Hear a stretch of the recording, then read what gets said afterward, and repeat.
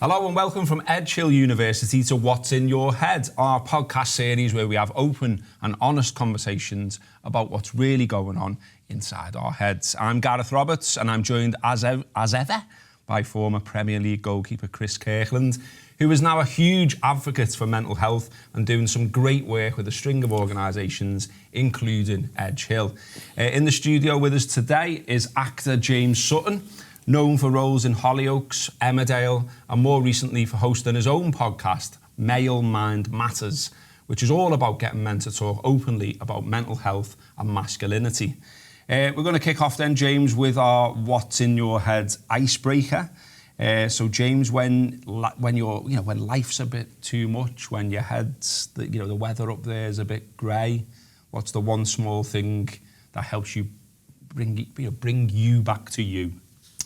Talking, that's your big thing? Yeah, my big thing. I'm a huge advocate of talking, and the work that I've done on my own podcast, one of the sort of key takeaways that I want people to get from it, especially men, is the power of communication and the power of talking and the power of being vulnerable and having honest, open discussions, especially with other men. So for me personally, I can't do a podcast on that subject and not practice it myself. So if I'm ever feeling, rubbish, like you say, there's, the clouds or the black dogs grabbing at your ankles, I text someone, I reach out, I speak to someone, not necessarily about how I'm feeling, but just to have some sort of dialogue with somebody, because it really, really helps. And if you're sat on your own and you're in your own head, you can go for a walk, you can go to the gym, there's things you can do, but I always feel like communicating with somebody and having a dialogue is such an important thing. Because it is, isn't it? Because I think in the modern world, it's easy to isolate yourself, and I think more and more people are, aren't they? So they might feel as though, their phone is company, or, playing a game is company, or whatever it might be, consuming the 24/7 media that we've got all around us. But it's not, is it? It's not the same. It doesn't, there is something about that you can't quite put your finger on, but there is just something about whatever your worries are, letting them out to another person just does something, doesn't it? It just flicks a switch, doesn't it? Yeah, massively. And it also gives them permission to do the same thing. That's the beautiful thing about being open and honest and vulnerable, with especially with another man, is that not only are you lightening your own load, you're also giving them permission to do the same thing and to pass that forward. So I want to create a society where men feel like they have permission to do that, because for far too long, I think young men especially, growing up, and I'm guilty of this in my own childhood, and I know we'll get onto that, and I'm sure Chris will say the same thing. There's we're trying to live up to these ideas of what masculinity looks like, this stiff upper lip and this stoicness.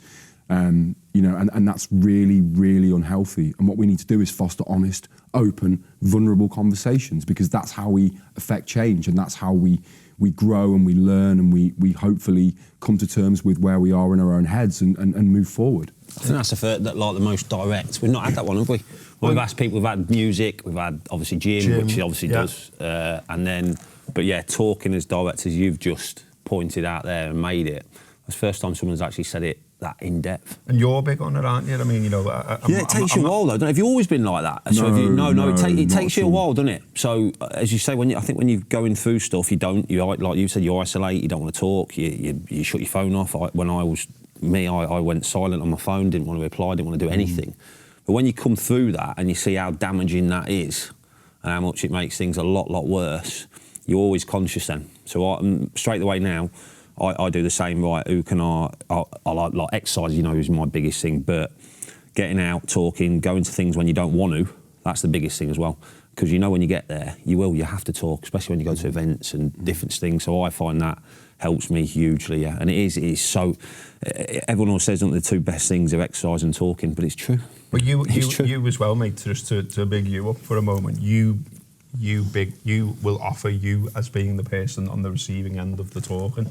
You've done that with me. Yeah. We went. You've not been back on that walk with me. We went for a walk and a talk. Me, that's right. Yeah, it was a one-time thing. Yeah, power walked him, man. But I do. Yeah, listen. There's no point. We have this conversation all the time. People always say, "I want to do this. I want to do that. I want to do this. I want to do that," and they don't do it. If you're going to say it and you want to do it, do it. So I do. My DMs are open. I speak to people. I meet people I've never met before in my life. And, you know, sometimes it leads down to other things because it's a bit dangerous leaving you. But in general, I've had no problems, but it's always been people that are reaching out for help and wanting to talk to somebody different to the people they know. I think it resonates more when I went to rehab and you speak to counsellors that you never spoke to before, you speak to people in there you've never spoke to before, it helps you so much better. You can't, you end up saying, and it feels bad because you think you should be saying these things to the people closest to you. And you do eventually, but to get it out, to get you back on the straight and narrow, talking to random people is I love it. I really do. Good on you, mate, because that's, you know, that's great work, that doing that. I've always thought that about you. But bring it back to you. Let's go back a bit, mate. How did you get started with the acting? Let's start with that one. Where did that come from? You know, we've all seen you on the telly, but you know, how did? Can I say just before it starts, I love drama at school. So drama and English were my two biggest things. Yeah. So if I wouldn't have been a footballer, it's because you just piss about, isn't it? Probably, yeah, you do. Yeah, you do. And you can play different characters and do. Yeah. So I loved it. So I'm intrigued to listen to this. Well, you'll be very shocked to hear, knowing me as you do, that I was a really annoying child, and I had bags of energy, and you know, those 6 week summer holidays for my mum and my poor stepdad, like they didn't know what to do with me. It's like we've got this kid who's like, it's not ADHD, but he just won't shut up. So my local theatre had a summer school every year. We did a musical, and you'd go there and you rehearse for, I think it was maybe 3 weeks, and then you put on a musical for a week. Amazing. Get him out from under my mum's feet, and I got to stand on stage for the first time and have that immediate connection with an audience. I mean, we've all felt that in our own, you know, in our own careers, what that feels like to do something and all these people notice it and are invested in what you're doing. That's an amazing thing, and I found that really addictive, and I just loved it. And I started when I was 8 years old, and I just carried on doing these musicals every year. I played the Scarecrow in The Wizard of Oz. I did Jesus Christ Superstar. I did all of them, and then I started joining local theatre companies. So I was constantly in this kind of cycle of rehearsing plays, putting them on, rehearsing another one at the same time. There was all this crossover. I just didn't stop, and I loved it. And I think when you're a child, you know, when you're a youngster, and people tell you that you're good at something, that is the loveliest feeling, because there's so many kids out there, and I know this from my own teaching and dealing with young people. There's a lot of kids out there who are never told that they're good at something, and that breaks my heart, because we've all got a talent. It's just finding what that thing is and having somebody that you look up to go, you're really good at that. You should do more of that. You're quite good with a pair of goalkeeper gloves. You ever thought? You know what I mean? That's huge. We want praise, don't we? Oh, it's huge. Yeah, we want praise. And you know, to then be able to go to drama school and train and get some proper training behind me and the fundamentals, voice work, movement, characters, improvisation, all of that. All of a sudden, the sort of world of possibilities open up for you, and yeah, I've been incredibly lucky. I've basically been working as an actor since I left drama school. And fair play to you. Yeah, but in terms of the mental health, and in terms of where, even if you didn't realise at the time, but maybe something that you realise in the future and you come back to it, and that's maybe why a step away towards the podcast you've got now. You suffered with panic attacks at drama school, and we talked yesterday ahead of this podcast, and you said then that, you know, it was to the point where it could have sabotaged things. Yeah. Tell us about that then. It was hard. It's hard. I think for anyone dealing with a mental health crisis for the first time is incredibly scary. I thought I was going insane. I genuinely thought I was going mad. I think I'd finished my first year, and I was actually back home in Stafford, and I went to a music festival in Nottingham, and I got off the train, and there were just thousands of people, and I felt like I was having a heart attack.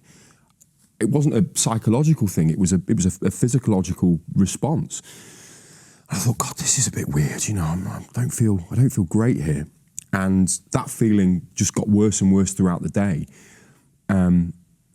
And it lasted for 6 months. For 6 months, I thought I was going mad. I didn't feel myself. I didn't feel like I could communicate. I didn't feel, I'd sort of lost touch with my peers at drama school. I didn't feel like I was sort of part of the group. You know, they were organising nights out and all kinds of stuff. And I felt very much on the outside, and I didn't feel like I could really reach out to anybody. And it was really traumatic, and I didn't know what it was at the time. You know, we're going back to sort of, you know, early noughties, so this would have been about 2004 maybe, around that time, and mental health wasn't something that we spoke about, especially young men. Mm-hmm. You know, there was no reference point, there was nobody in the public eye standing up and saying, I'm not okay, you know, and I'm going to get some help. And I think, you know, the journey that we've all been on as a society has been incredible now, because young men, young people have that reference point, and they understand now, oh, I'm not well, right, what does that look like? Or I'll get on my phone, or I'll speak to someone, or whatever. That just wasn't available. So I was going into drama school every day, and I just lost all my confidence. I couldn't perform. I mentioned to you yesterday, I remember vividly, we were doing an improvisation class, and the lecturer would pick 2 students and get up, and they'd give us a situation or whatever, and we'd just make it up on the spot. Amazing! What a great thing to do. And he'd say, right, okay, Chris, up you get, and James, up you get, and I'd just say, I can't do it today, mate.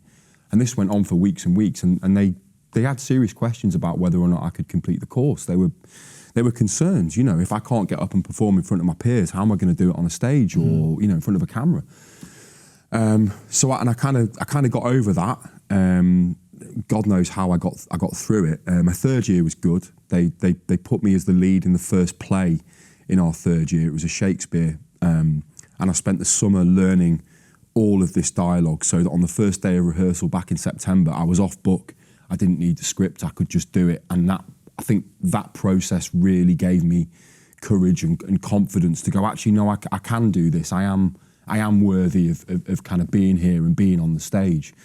But yeah, it was a tough thing, and as you say, you know, I've had a couple of panic attacks since drama school, but I know what they are, and I know when they're coming, and I've now got a lot of healthy practices in place to kind of avoid that. And touch wood, I haven't had one for a number of years now. I've got a long time now, and I'm back on track, and I'm fighting. So how old were you when you first had one?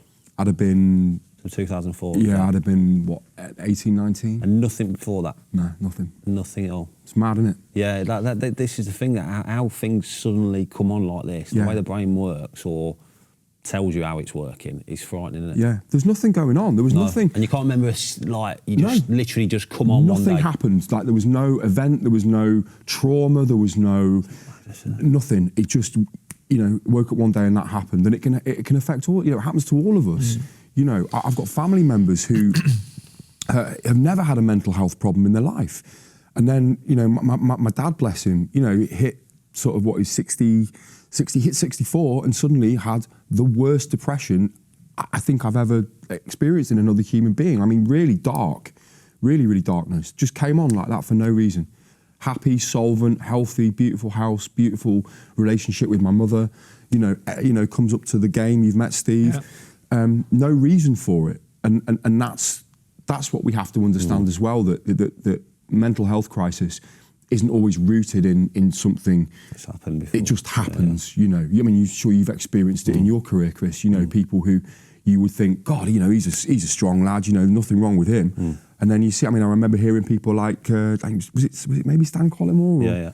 Someone spoke about their mental health at Liverpool, and, you know, and it just came on. No reason for it, just struggled. Well, with that, it sounds like, you know, you sort of worked your way out of it with no guidance, no help. You said no reference point. You know, you're still in this field, you're still on television. Are you confident now that, you know, like the version of you that is coming through now, if they experience something similar, would they get support now? Are you confident that that's there now for them, or is it still something that needs to be worked on in this field, this profession? Within the industry? Yeah.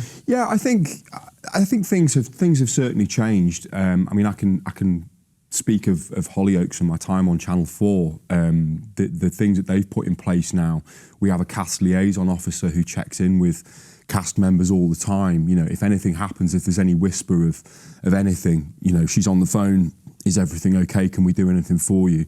And that's invaluable, you know, amazing. I know a number of cast members who've had to go to her and said, I'm struggling a bit with this. You know, when we're dealing with heavy storylines and things, you know, as an actress I know who sadly had a miscarriage, and then a few months later, her character had a miscarriage, and that just her head fell off. I mean, it really that's heavy stuff, and I think, you know, historically that might have led to a mental health crisis or whatever, but the support was there in place. So there are things, and I think, as I say, as a society, I think we are moving in the right direction. There's still a long way to go. To make people feel like, especially men, and I keep going back to men because of my podcast and because of the work that I've done, to get men into a place where they feel they can talk about their mental health without feeling like they're less of a man or whatever. You know, there's real strength in being vulnerable, real strength in that, you know, saying, I'm not okay. That's amazing. With mental health as well, when did you feel as though it was something you were really starting to engage with, talk about, read about? What was the tipping point? What was the moment for that interest, really? I think pre-COVID, I wasn't really looking after myself. And as I said, I did have a couple of panic attacks and a few dark times, and I wasn't looking after myself. I was using drugs. I was drinking a lot. I didn't have any healthy practices. I was just kind of winging it, you know. And I think from the outside looking in, things were probably quite good, you know, got this TV career and, you know, being invited to various things, and it's quite glitzy and glamorous, and, you know yourself, you know, that world is quite intoxicating. But that world only works well if you have healthy practices alongside it. You can't have it both ways. Do you know what I mean? You can't party hard and expect to be in the best physical shape. So COVID was really, really difficult. My wife and I ended up divorcing a couple of years after, but COVID was the real killer because I wasn't prioritising myself. I wasn't looking after myself. I wasn't being a good husband. I wasn't being a good friend. I was getting away with it. You know, basically, I felt like I was just careering down this path, and something had to change. And I think going through something like a divorce kind of puts things into laser focus, because that's the first time that I think someone outside of myself had gone, what are you doing? What are you doing? Why are you doing this to yourself? This isn't you. This isn't healthy. You know, you're better than this. And that was the sort of tipping point. It wasn't one event, it was that period of time. And was that your wife that said that to you? Yeah. And a few people as well, you know, had noticed. I don't think you when someone's on that kind of destructive path and they're, you know, just consuming all the time, like I say, drugs, alcohol, nights out, all of it, you know, none of it's healthy. And when someone says that, you kind of go, yeah, maybe I do need to address things. And then I just got into fitness, got into the gym, got some healthy practices, got some routine. I work really, really well with structure. I need structure. I need a structured morning routine and a structured bedtime routine. And if I can do that, if I can set myself up for a good day by having a good nighttime routine, and if I can wake up in the morning and go, get out of bed immediately and go, right, I'm doing this, and this before I do anything. It's unequivocal. These are non-negotiables. That, for me, is key. So what are those three things? I don't go on social media first thing in the morning. I don't even go on my phone in the morning for the first hour. You can't. You shouldn't. It's bad. We're all guilty of it. We've all rolled over and had our phone next to I don't even have my phone next to my bed. I have it the other side of the room. We've all woken up, rolled over and gone on our phone, and that immediate, all that information and that noise and that violence and war and all of that, you know, and Instagram, it's toxic first thing in the morning. You're allowing someone else or something else to dictate your mood there, aren't you? 100%, 100%. If you want to have a calm, productive day, you have to start with calmness and productivity. Do you know what I mean? So that's the first thing, and then I hydrate, electrolytes, all that. I try and go outside and sit outside with no phone, just have a cup of tea or whatever, and just do some breathing and just get ready for the day. And if I've planned my day the night before, this is what I mean. I think a lot of people talk about morning routine, but the nighttime routine of planning what you're doing, going through your calendar and going, right, I'm going to do that, I'm going to do, getting it straight in your head. Then when you're in the morning, sitting there and going, right, I know what I've got on today, and you can be looking forward to it rather than it being, oh God, I've got, rushing around. It's that kind of thing. And then exercise, I'm in the gym every morning, I'm lifting weights, just for that. Told me that yesterday. He said that when he gets up, that you've already been in the gym and you've done your stuff. So I'm doing all the wrong things. I'm reaching for my phone. I'm looking at your Instagram. I'm in bed on my phone. I haven't had a wash, and you've done an exercise. You've been in the gym. You're there, all looking great, and I'm like, so. Just as a tool, then, just to take on board what I've said. Try it. Try it for a couple of weeks. No phone first thing in the morning. Hydration before caffeine. No caffeine for the first hour when you get up. I'm serious. You're thirsty. Your brain's thirsty when you wake up. You need that. You need that electrolytes. You need fresh air. You need peace and quiet. You need something to ground you before you start your day. Try it, and I promise you, I guarantee you, you'll have a better day. I'll message you next week. Should we both do it? Yeah, I'll message him next week and tell him how I get on. I mean, you're touching on some of this, and so I want to sort of push you a little bit on it. People will see you on the telly. There might be people listening, watching, who their dream is to be an actor or actress, and they'll look at you and think, well, living the dream, on the telly, being on the telly for years, household name, all of that kind of stuff. What's the other side of that being like for you? Because you mentioned sort of, breakdown of marriage and things like that. I've said to you before that knowing you as a friend first and foremost, and then knowing about everything else, afterwards almost, I've found it strange to be like, you're in the Daily Mail, mate. Do you know what I mean? The sidebar of shame. Yeah. Do you know what I mean? It's like they've done a piece on your relationship to you, mate, and you're like, yeah. Like, what's that like? You can't really give it too much power, I would say. You can only control the things that you can control. I can only control the bit when I'm on set and I'm doing my job. You can only control the bit when you're between the sticks or whatever it is on the training field. That's the bit you can control. You can't control what's written about you or the public perception or any of that. You have to put it to one side. And I know people, and I've worked with actors and actresses who invest far too much of their mental capacity in thinking about that and worrying about that, and it's just exhausting. The sort of fame side of it is it's flimsy. It doesn't hold any weight. You can't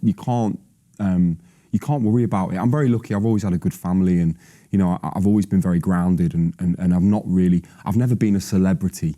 Do you know what I mean? I'm an actor. I love performing. I love storytelling. That's what turns me on, not being photographed or being in the Daily Mail or whatever. And I do worry, I think, for our youngsters, because fame is now something that you can aim towards. That can be your, you can ask many youngsters, what do you want to be when you grow up? And they'll tell you they want to be famous. An influencer. Yeah.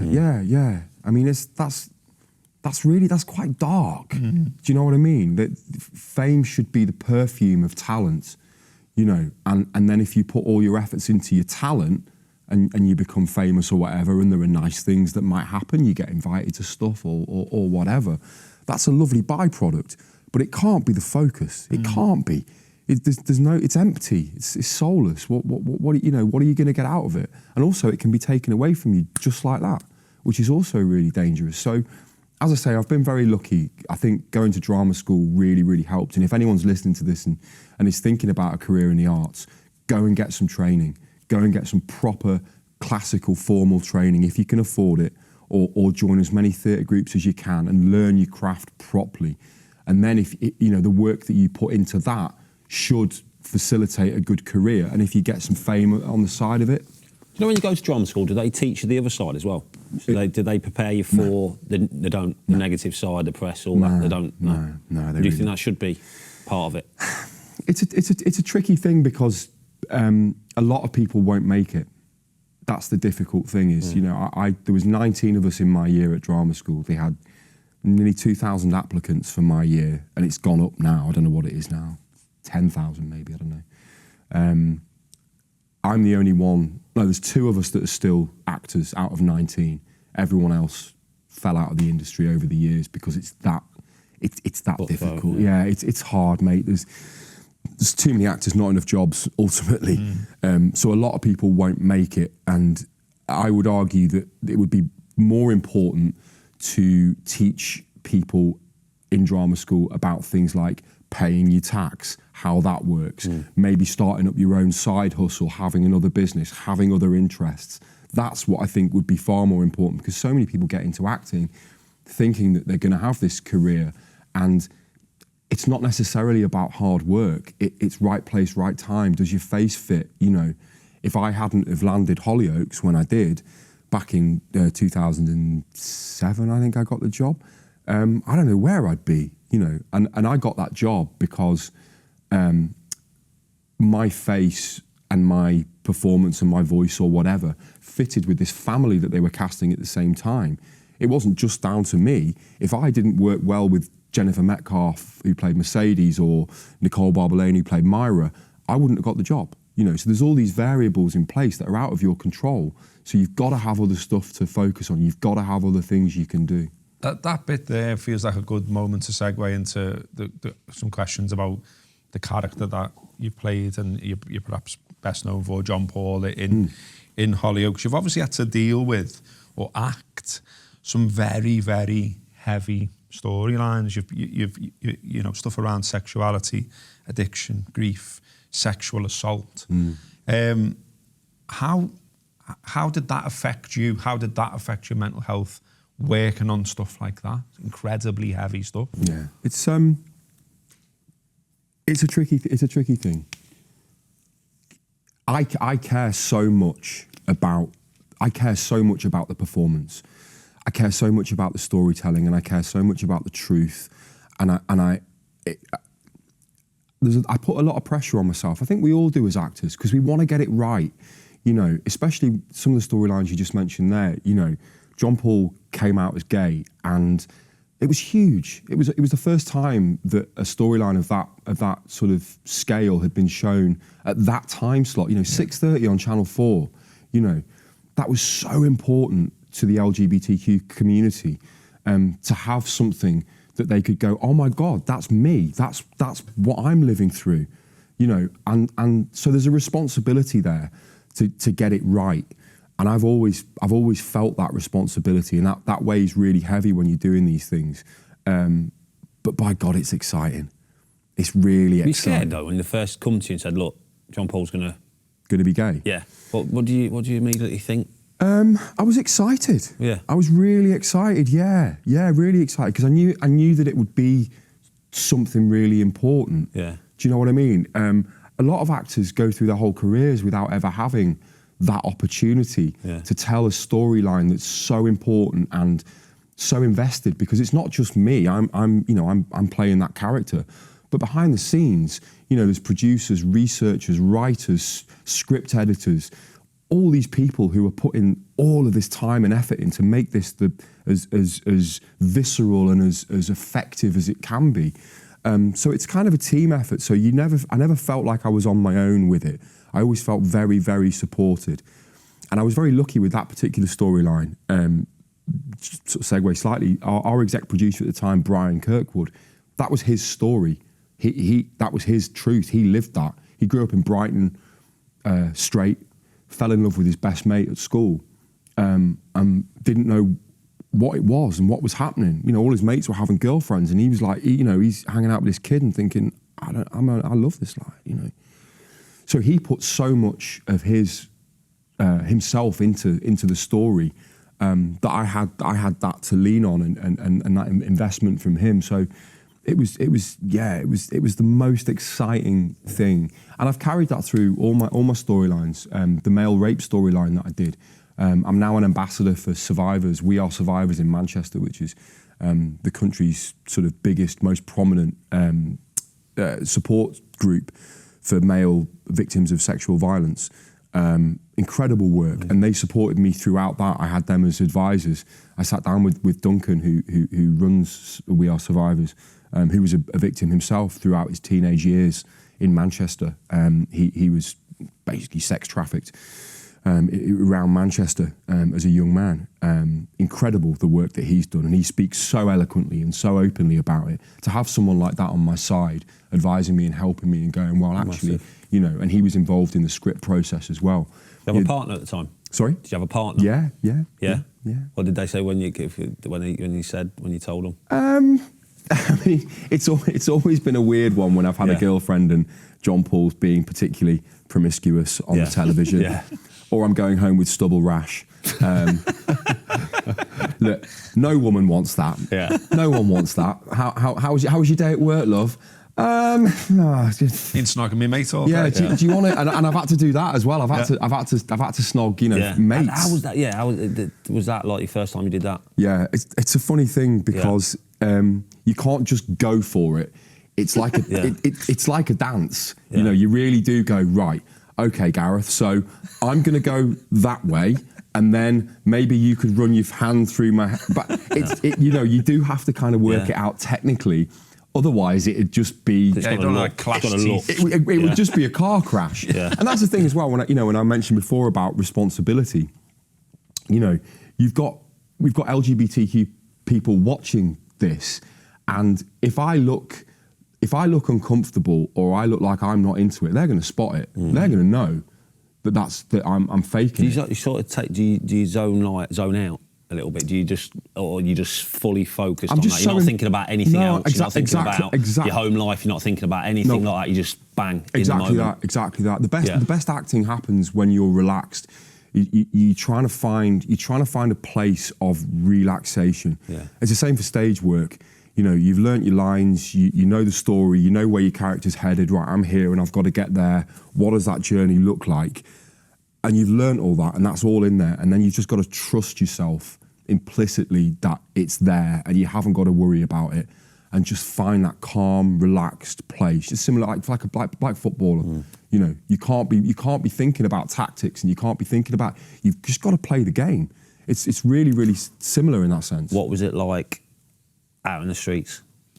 Did you get stick? Did you get abused? No, nothing. No. Your partner at the time, did she get anything? I think they've always found. I think they always found it a little bit weird. It's not a normal conversation to be having with your partner, is it? You know. But, I mean, did she get any stick from her side? No, nothing like that. No, nothing like that. Most people are sound. That's good.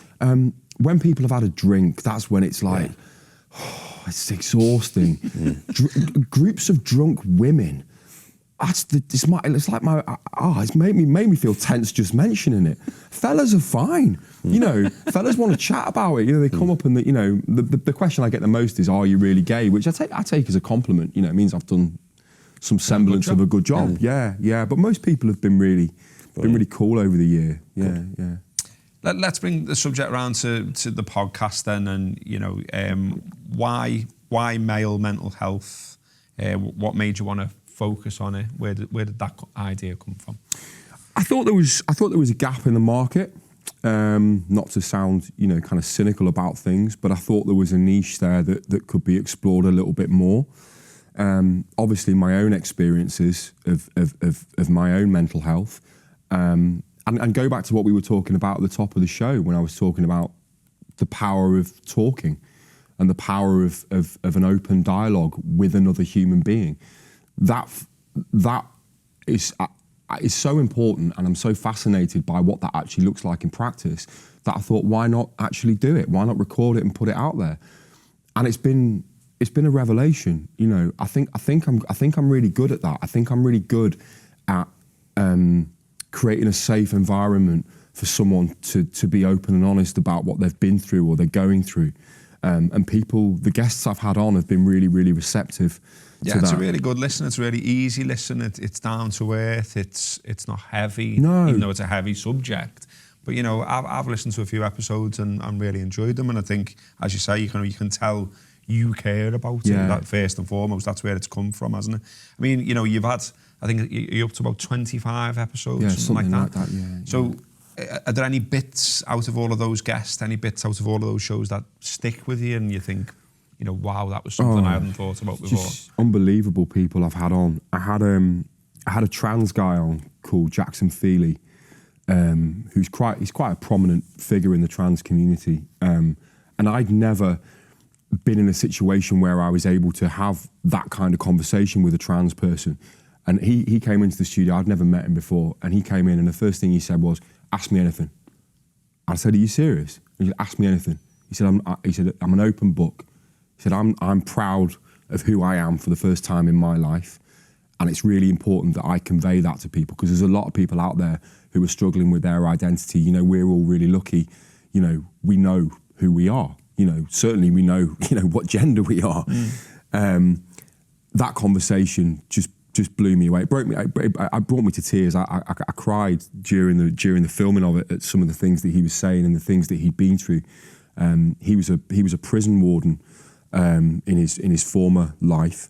He was a female officer, and he came out as trans when he was working in the prison, and he was talking to me about how he thought the best thing that he could do, rather than go through this transition and not address it, he got all the prisoners together in this prison, in this room, and went, right, this is what's happening. Wow. This is what I'm going through. And he said they were amazing. He said they were brilliant. They were asking him questions. You know, they were coming. They were saying, "Oh, what if I call you Miss by accident?" And he was like, "It's cool. I get it. It's not. You know, I'm not one of these people that's going to go, oh, I can't believe you misgendered me." He was like, "I understand it's confusing. You know, I'm confused about how I'm trying to deal with it all." That conversation just blew my mind. Really did. You know, we don't realise how uncomplicated our existence is until you've spoken to someone who's transitioned. That's what real, that's complexity right there. In that field, you know, because obviously the name of the podcast, what the subject, male, man, matter, you know, obviously it's got to be a man and it's got to be around mental health. You know, so in that field, who would be your dream guest? Who would you love to have on? Oh, that's a really good question.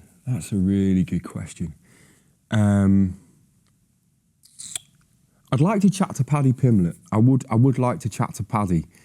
Because that moment where he's in bits, isn't he, about someone he's lost, I think that's, in the ring. Yeah, I think that's really interesting, because he's a UFC fighter. You know, he's a super talented UFC fighter, and he exists in a world that celebrates masculinity and violence, and you know, the idea that you are to be the most successful UFC fighter, you have to be the baddest man. You have to be willing to, you know, take punches and smack other people around. You know, to be in that world and to speak as he has previously about a friend of his who committed suicide and what impact that had on him.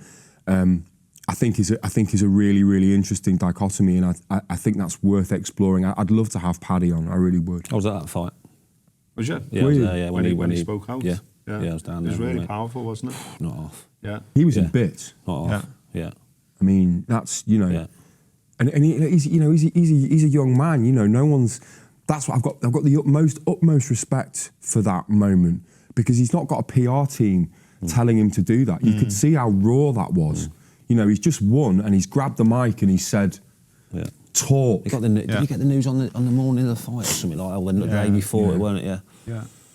Yeah, it's really good. I mean, go on. It's out there. It's on YouTube if people don't know what we're referring to, and it's you know, it's clearly something dear to us. I mean, you know, when I was researching for this show, you know, I found a Bupa report only come out this year that says half of UK men have struggled with their mental health. But the same report still talks about stigma, still talks about access to help.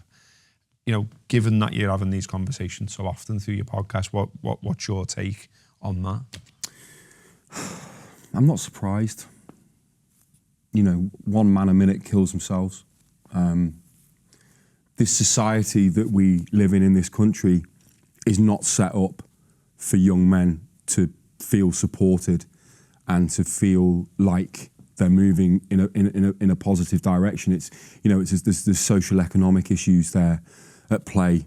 You know, if you are, you know, I've suffered from mental health problems, and I've had every privilege available to me. You know, I'm not from a wealthy background, but I had a loving family, and I had ambition, and I had a talent that was nurtured, and I was able to progress in that, and I suffered. If you grow up, if you're on a housing estate in inner city Birmingham, for example, and you know you can't afford to go to university, and you can't afford, you know, to progress in a career that you're passionate about. You know, say you're into music or whatever, and you can't afford some DJ decks or whatever it is. You know, so you work in a menial job in a supermarket, and you know you've got a child, you know, single parent family or whatever. This country's not set up to help you get out of that, and things are, I'm afraid, only getting worse. They're getting worse and worse and worse. And we had a real opportunity. I don't want to turn this show political, because I know it's not about that, and you know, I don't want to nail my colours to the mast, but we had a huge opportunity when this Labour government came in to change things, to start putting some funding back into mental health, not taking it away, you know, to put more money into grassroots things like football and youth clubs, and these opportunities for young men and young people to explore and to you know, to get themselves out of the situation, and that's been taken away, you know. So I'm not surprised that these reports exist, and I'm not surprised that things are getting worse, and it breaks my heart. It's important as well, isn't it? We've said this all the way through. We've said it all the way through this series. It's important to just normalise all of this stuff. And you know, you've been to therapy, I've been to therapy, you spoke to counsellors. You know, and where, you know, from someone might look at us and think, oh, you know, you're on telly, you were a Premier League footballer, you nattered away on podcasts, whatever. And every one of us has had issues. Every one of us has then addressed them, gone and spoke to someone. And it's normal, isn't it? There's nothing wrong with it. No one judges you. No one writes a big report on you. No one sends you away. They just sit down and they help you. Yeah. And, you know, therapy, you'd recommend therapy, wouldn't you? Oh, my God. 100%, man. Therapy makes you sexier. Does it? Yeah. I'm going this afternoon. 100%. That's the slogan. That's the slogan for the show, ladies and gentlemen. No, look, it's the best thing in the world. And again, not to make it political, but that isn't getting an NHS therapist.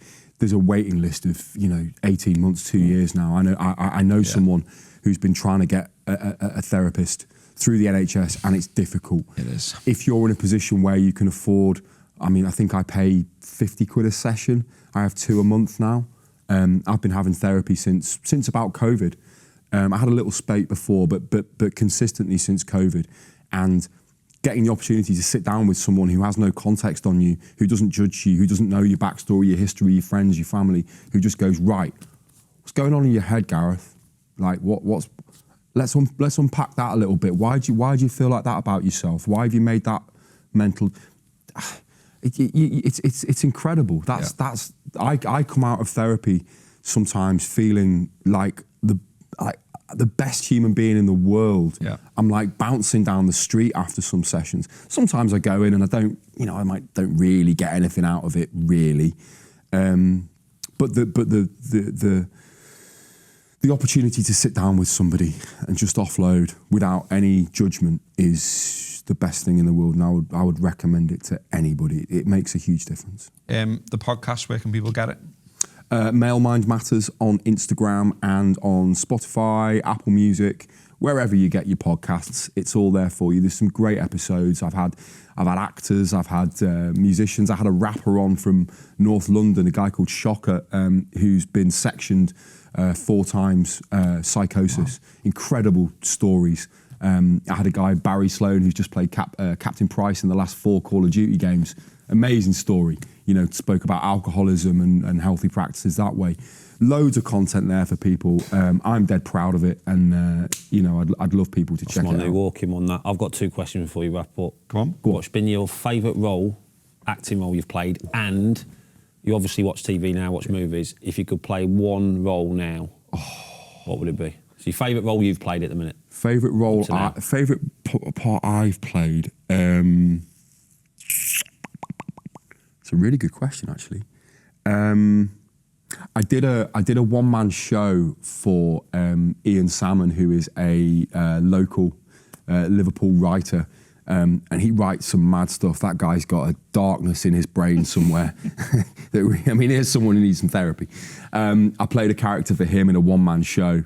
It was a struggling writer, write about what you know, who was dealing with addiction and divorce, and he was frustrated, and it was quite an angry, kind of really kind of visceral performance character. And I don't know. I went to that. I don't know how you remembered that script on your own. He was on his own on stage. Did the whole thing basically as one man. Amazing. It was the most intense. It was the most intense thing I've ever done in my life.